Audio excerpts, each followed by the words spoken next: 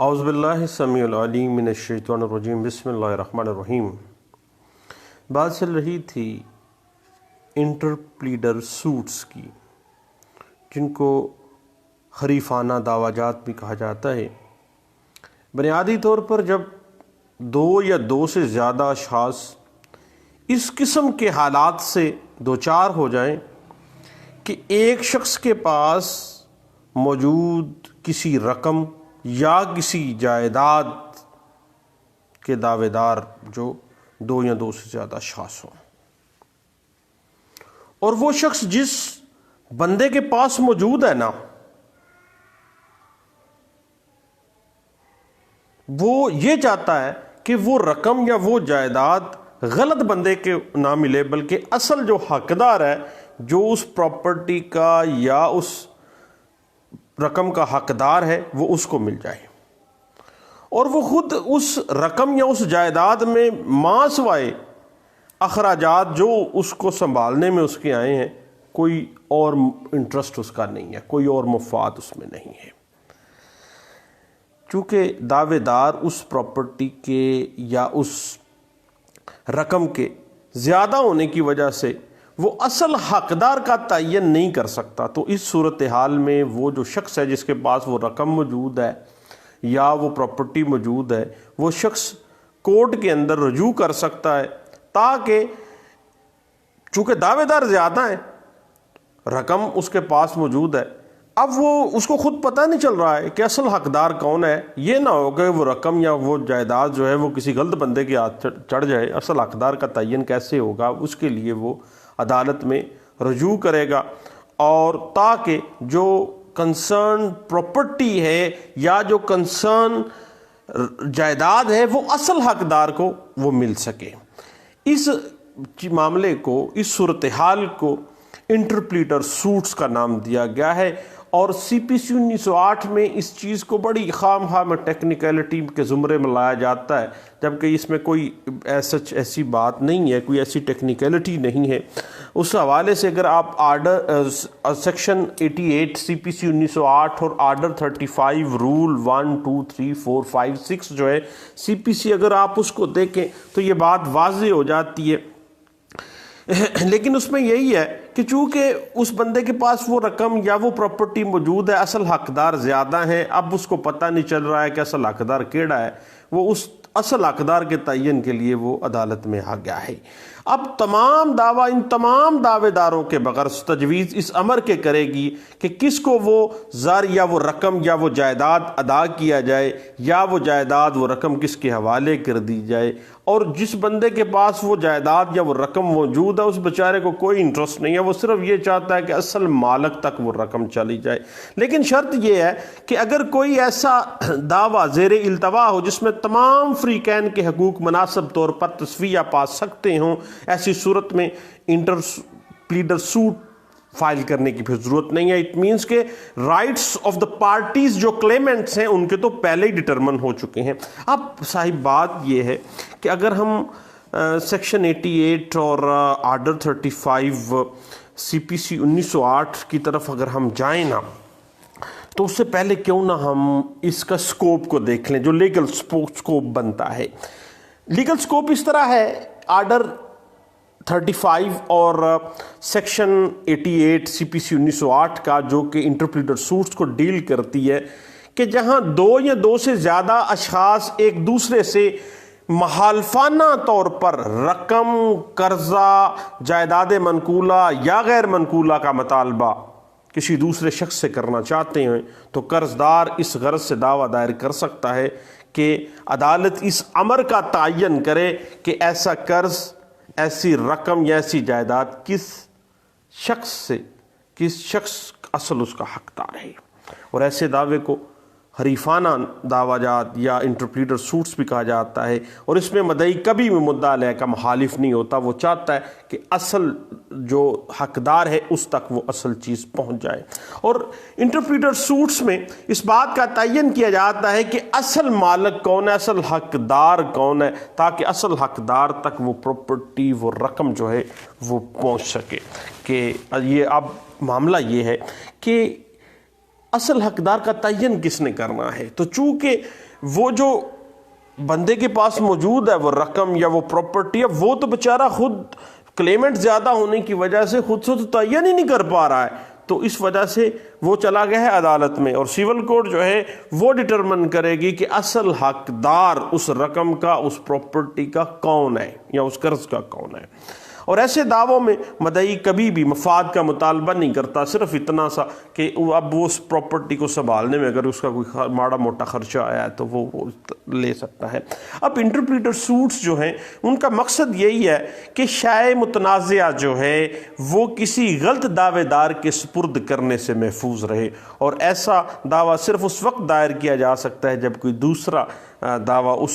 Property یا اس رقم کے متعلق زیر سماعت نہ ہو، اور ایسے دعوے کے اندر مدعی اور مدعا علیہ ایک دوسرے کے مخالف ایسے کوئی نہیں ہوتے، کیونکہ مدعی کو تو اس چیز متنازعہ کے ساتھ کوئی کنسرن ہی نہیں ہے، کوئی دلچسپی نہیں ہے، وہ تو اصل مالک تک پہنچانا چاہتا ہے، نہ وہ کسی دعوے کا حقدار ہے۔ بنیادی طور پہ سیکشن 88 CPC 1908 کا مقصد یہی ہے کہ اگر دو یا دو سے زیادہ اشخاص جو ہیں وہ کلیمنٹ ہیں تو اصل حقدار کے کوئی حوالے وہ رقم یا وہ جائیداد ہو جائے، اور وہ باقاعدہ طور پر عدالت جو ہے وہ اس امر کا تعین کر لے گی کہ اصل حقدار کون ہے، تاکہ وہ چیز کسی غلط حقدار کے ہتھے نہ چڑھ جائے۔ اور مدعی کو چاہیے کہ وہ انٹرپلیڈر سوٹ میں تمام کلیمنٹس جو بھی ہیں اس چیز کے، اس پراپرٹی کو ان کو شامل کرے جن کا مدعی کے خلاف کچھ بھی مطالبہ ہے، کوئی بھی کلیمنٹ ہے اس پراپرٹی کے حوالے سے، کیونکہ مدعی صرف انہی فریقین کی طرف سے سبکدوش ہو سکتا ہے جو کہ مقدمے میں فریقین تھے، اور جو فریق مقدمہ نہیں تھے، کلیمنٹ نہیں تھے، وہ بعد میں بھی آ سکتے ہیں، مدعی ان سے سبکدوش نہیں ہو سکتا ہے۔ یعنی مدعی تو چاہتا ہے کہ بنیادی طور پہ عدالت اصل حقدار کا تعین کرے کہ یہ پراپرٹی بنتی کس کی ہے، اور جب مدعی نے کسی ایک مدعا علیہ سے اپنا تصفیہ کر لیا ہو تو وہ پھر انٹرپلیڈر سوٹ فائل کرنے کا اہل نہیں ہے، اور اگر وہ انٹرپلیڈر سوٹ فائل کرتا ہے سیول کورٹ میں تو that will not be maintainable۔ اور اگر مدعی سیول کورٹ کے حکم سے رقم کی ادائیگی اس شخص کو کر دیتا ہے جو کہ عدالت کی نظر میں اصل اس پراپرٹی کا حقدار ہے، اس جائیداد کا، اس رقم کا حقدار ہے، اس طرح سے مدعی جو ہے وہ بری الذمہ ہو گیا ہے، اور عدالت کا فیصلہ جو ہے وہ بعد میں کسی بھی معاملے کے حوالے سے انٹرپلیڈر سوٹ میں ریس جوڈیکاٹا کا درجہ حاصل کر لیتا ہے، یعنی بعد میں اس چیز کا اس بابت فیصلہ آلریڈی کورٹ آف لا جو ہے کمپیٹنٹ کورٹ آف لا دے چکی ہے۔ اور اگر آپ کو پہلے بھی ہم نے بات کر لی کہ اگر پارٹیز کے درمیان رائٹس ڈٹرمن پہلے ہی ہو چکے ہیں کسی بھی جج فورم کے اوپر، تو پھر جو ہے انٹرپلیڈر سوٹ فائل کرنے کی ضرورت ہی نہیں ہے۔ تو اس حوالے سے صاحب کیوں نہ ہم سب سے پہلے یعنی سیکشن 88 کے بعد ہم چلتے ہیں آرڈر 35 CPC 1908 کی طرف، اس کو دیکھیں کہ وہ کیا کہتی ہے۔ اب آرڈر 35 جو ہے اس کا تعلق بھی انٹرپلیڈر سوٹ سے ہے۔ جب چند اشخاص کسی ایک شخص کے پاس کسی جائیداد یا کسی رقم کے دعوے دار ہوں، جس شخص کے پاس ایسی جائیداد ہو، مذکورہ شے یا مذکورہ رقم یا اصل چیز حقدار کو دینے کا وہ بندہ بھی خواہاں ہے، وہ چاہتا ہے کہ وہ اصل حقدار تک پہنچ جائے، تو وہ سیول کورٹ میں استدعا کر سکتا ہے کہ وہ مذکورہ جو پراپرٹی ہے ما سوائے اخراجات کے، اس کی کوئی دلچسپی نہیں ہے، وہ اصل حقدار تک پہنچ جانی چاہیے۔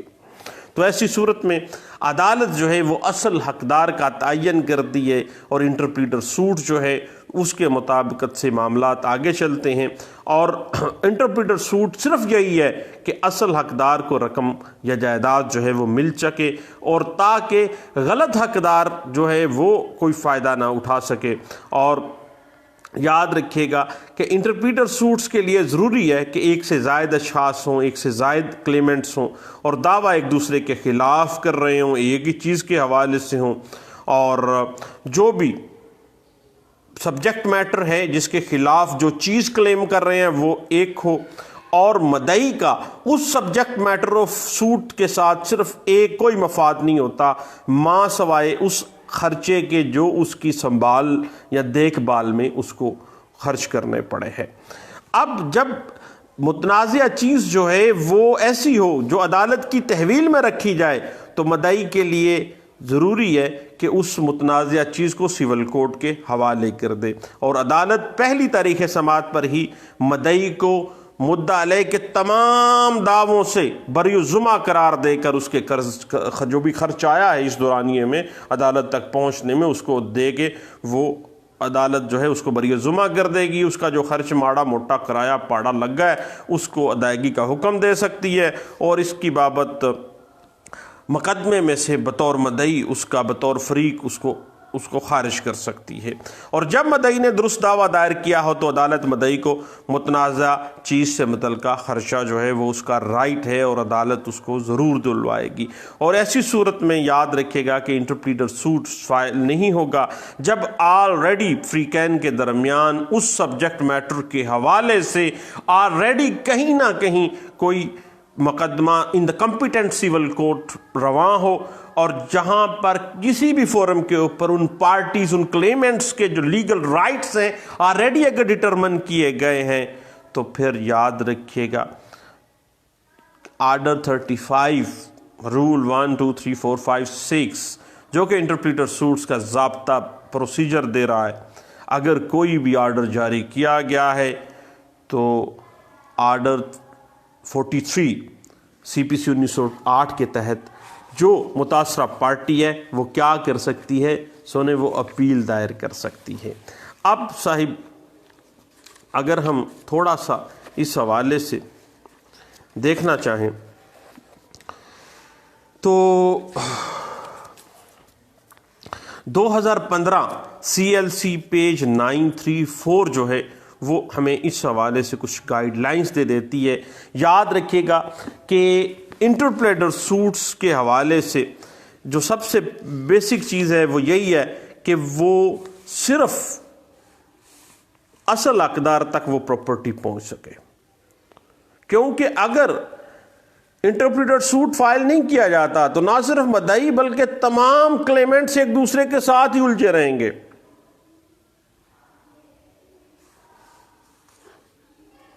اب اس حوالے سے آرڈر 35 رول 1 کہتا ہے کہ انٹرپلیڈر سوٹ میں عرضی دعویٰ میں بیان کیا جائے گا کہ مدعی جو ہے وہ متنازعہ شے میں سوائے جو اس کا خرچہ پانی آیا ہے اس کے علاوہ کوئی دلچسپی نہیں رکھتا ہے، اور جو مدعا علیہان ہیں وہ اس سبجیکٹ میٹر جو متنازعہ پراپرٹی کے دعوے دار ہیں، اور مدعی اور مدعا علیہ کے درمیان کسی قسم کی کوئی پہلے بات نہیں ہوئی ہے، کوئی سازش نہیں ہے۔ اس کے بعد آرڈر 35 رول 2 واضح کر دیتی ہے کہ جب شے متنازعہ ایسی ہو کہ وہ عدالت کی تحویل میں رکھی جائے تو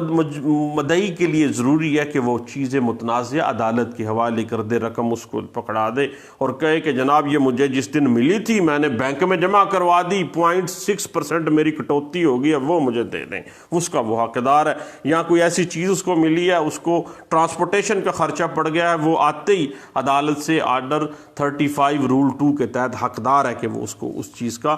معاملہ مل جائے اور اس کا جو خرچ ہے وہ اس کو مل جائے۔ اب صاحب آگے چلتے ہیں۔ آرڈر 35 رول 3 کہتا ہے کہ اگر کوئی ایسا شخص جو اس نوعیت کے مقدمے میں مدعا علیہ ہو، متنازعہ چیز کے متعلق مدعی کے خلاف کسی عدالت میں آلریڈی وہ دعویٰ دائر کر چکا ہو، اب عدالت کو اس عدالت سے اطلاع ملنے پر جس پر مدعی نے پہلے مقدمہ دائر کیا ہوا ہے، مدعی کے خلاف کارروائی کو روک دینا چاہیے، اور مدعی کا جو خرچ بنتا ہے وہ بھی نہیں دینا چاہیے، اور اس خرچ کا اضافہ اس مقدمے میں کیا جا سکتا ہے جو مدعی نے دائر کیا ہے۔ پہلے آلریڈی سول کورٹ میں دعویٰ دائر ہو گیا ہے، آلریڈی ان کے خلاف معاملہ چل پڑا ہے، تو پھر ادھر ان کو جانا چاہیے تھا۔ آرڈر 35 رول 3 اس بات کو واضح کر دیتا ہے۔ اب صاحب بات آ جاتی ہے کہ کیا پروسیجر ہوگا ایٹ دا فرسٹ ہیئرنگ، پہلی ہیئرنگ کے اوپر آرڈر 35 ہمیں بتا دیتا ہے کہ سول کوڈ پہلی طریق سماعت پر مدعی کو مدعا علیہ کے تمام جو مدعا علیہان کے کلیمنٹس کے جو دعویٰ جات ہیں وہاں سے بری قرار دیتے ہوئے اس کے خرچے کی ادائیگی کا آرڈر دے دے گی اور اس کا نام بطور مقدمے کی پارٹی کے وہ خارج کر دے گی اور وہ چیزیں متنازعہ جو ہے وہ اپنے پاس رکھ لے گی، اور اگر عدالت ضروری سمجھے تو تمام فریقین کو مقدمے کے دعوے کے آخر تک شامل دعویٰ رکھ سکتی ہے، یعنی مدعی کو نہ بھی فارغ کرے۔ اور اس کے بعد اگر فریقین اس دعوے کے اقبال یا کسی دوسری شہادت کی بنا پر عدالت سے کے اندر جو سبجیکٹ میٹر کی ملکیت کا فیصلہ کر سکتی ہے تو وہ اس قسم کے فیصلہ کرنے کی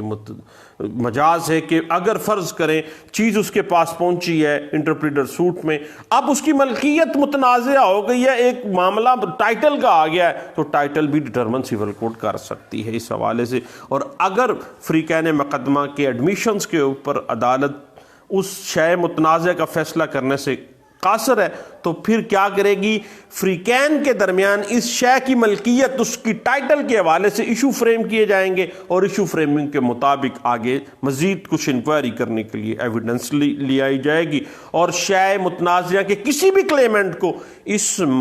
دعوے کے اندر مدعی کے بجائے اس کے ساتھ مدعی بنایا جائے اور اس مقدمے کی سماعت اس طرح کر سکتی ہے جس طرح تمام دعویٰ جات کی سماعت کی جاتی ہے، سیم سچویشن ہے، سیم اسی طرح سے ہو سکتا ہے، اور مدعی نے اگر درست طور پر کوئی خرچ پانی کیا ہے تو وہ دلا سکتی ہے۔ اور ایسی صورت میں کبھی بھی انٹرپریٹر سوٹس نہیں ہو سکتا ہے جب پہلے ہی کوئی دعویٰ جات جو ہیں کسی کمپیٹنٹ سول کورٹس میں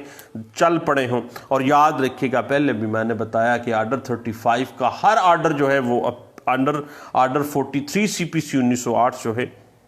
وہ اپیلیبل ہے۔ اب صاحب بات اس طرح سے ہے کہ All India Reporter 1978 Patna High Court page 151، All India Reporter 1957 Madras High Court page 745، All India Reporter 1952 Madras High Court page 564، All India Reporter 1938 Calcutta High Court page 287 اس بات کے اوپر انٹرپریٹیشن ہمیں دے دیتی ہے۔ اور مزے کی بات یہ ہے کہ پاکستان کی سپریم کورٹ تک کے تمام جو فیصلہ جات ہیں جس کے اوپر میں سمجھتا ہوں کہ 2015 سی ایل سی پیج 934 جو ہے that is a B C سے لے کے ایکس وائی زی تک تمام جو انٹرپریٹر سوٹس ہیں ان کی تمام چیزوں کو انٹرپریٹ کر دیتی ہے اور تمام پرنسپلز کو ڈرا کر دیتی ہے۔ اس کو ضرور دیکھیے گا، 2015 سی ایل سی پیج 934 جو ہے وہ اس حوالے سے ہمیں کچھ انٹرپریٹیشن دے دیتی ہے۔ اب صاحب بات آگے چلتی ہے اور جا رکتی ہے All India Reporter 1922 Calcutta High Court page 134 میں کہ وہ یہ چاہتی ہے کہ اصل معاملہ یہ ہے کہ وہ جائیداد متنازعہ یا رقم متنازعہ جو ہے وہ اصل حقدار تک پہنچ سکے، اصل حقدار کا جو تعین ہے وہ عدالت کر سکے تاکہ کسی کے ساتھ ناانصافی نہ ہو۔ اور انٹرپریٹر سوٹ میں مدعی کسی بھی مدعا علیہ کا کسی بھی کلیمنٹ کا مخالف فریق نہیں ہے، وہ تو چاہتا ہے کہ اصل مالک تک وہ چیز پہنچ جائے۔ اس بات کو رنگون ہائی کورٹ کا ایک لینڈ مارک ججمنٹ ہے جو کہ 2015 والی ججمنٹ میں بھی انٹرپریٹ کی گئی تھی، All India Reporter 1927 Rangoon High Court page 91 میں اس بات کو بڑے اچھے انداز سے انٹرپریٹ کیا گیا تھا۔ اور مدعے کی بات یہ ہے کہ ہر مدعا علیہ کا مطالبہ دوسرے مدعا علیہ کے ساتھ ہوتا ہے، ایک دوسرے کے خلاف وہ پیروی کرتے ہیں اور ایک دوسرے کے اگینسٹ ان کے کلیم ہوتا ہے، ایک دوسرے کے خلاف ہوتا ہے، لیکن یہ چیز انٹرپریٹ کیسے کرنی ہے وہی کمال سول کوڈ کے پاس ہے کہ وہ اصل حقدار کا تعین کرے، اصل ٹائٹل کو باہر نکالے۔ اس حوالے سے All India Reporter 1952 Madras High Court page 564 جو ہے وہ اس بات کو انٹرپریٹ کر دیتی ہے۔ اب یہ ضروری نہیں ہے کہ تمام مدعا علیہان اس شے متنازعہ کے حوالے سے ایک جیسا مطالبہ ہی نہ رکھتے ہوں۔ مثلا ایک بندہ کہے کہ جناب میں اس کا مالک ہوں، دوسرا کہہ رہا ہو کہ نہیں بھائی میرے پاس یہ استعمال میں ہے اتنی دیر سے، بھائی میں نے اس کا آدھا حصہ خریدا ہوا ہے، یعنی ہر بندے کا علیحدہ علیحدہ مطالبہ بھی ہو سکتا ہے۔ اس حوالے سے All India Reporter 1928 High Court page 155، ILR 33 Madras High Court page 220 جو ہے وہ اس بات کو مزید انٹرپریٹ کر دیتا ہے کہ جو بھی اگر کسی کے خلاف فیصلہ آ جاتا ہے نا، تو کسی کے خلاف انٹرپلیٹر سوٹ میں فیصلہ آ جاتا ہے تو وہ آرڈر 43 رول 1 کے تحت جو ہے باقاعدہ طور پر اپیل دائر کر سکتا ہے. اور اس بات کے حوالے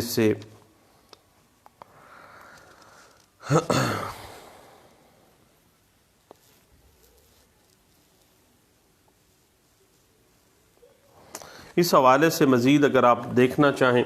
تو میں ریفر کروں گا آل انڈیا رپورٹر 1922 پیج 78 کو، مدراس ہائی کورٹ کو. اس میں اس حوالے سے جو انٹرپریٹر سوٹس کے آرڈرز کے خلاف اپیل آپ نے جب انڈر رول 43 سب رول 1P کے تحت کرنی ہے تو کن کن چیزوں کو مد نظر رکھنا ہے، اس پہ انشاءاللہ دوبارہ ہم مل بیٹھیں گے اور کوئی گپ شپ لگائیں گے. دعاؤں میں یاد رکھیے گا. دوبارہ ملتے ہیں. Thank you. اللہ حافظ.